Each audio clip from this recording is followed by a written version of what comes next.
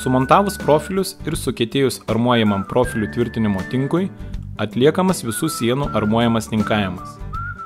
Armuoto tinko sluoksnis saugo fasadą nuo trūkių, mechaninių pažeidimų ir drėgmės patekimo į šiltinimo medžiagą. Armuojamam tinkavimui naudojame armuojamą tinką Sacred Bag ir stiklo audinio tinklelį Sacred.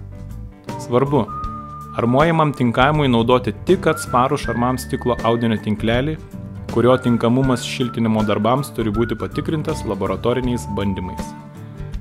Paruoštas armuojamas tinkas užtepamas ant šilumą izoliuojančių plokščių taip, kad padengtų visą plokštumą ir subakojamas dantytą glaistyklę.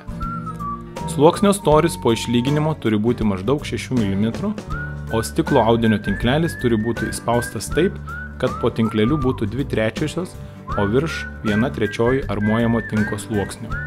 Svarbu, stiklo audinio tinklelis turi uždengti ir visų profilio stiklo audinio tinklelius. Stiklo audinio tinkleliu turi būti padengtas visas šiltinamo medžiagos paviršius. Angų vietose stiklo audinio tinklelio perteklių reikia atsargiai nupjauti. Jei lygia glaistyklė išlygintas armuojamo tinko paviršius gavusi nepakankamai lygus, sukietėjusi jį galima pašveisti.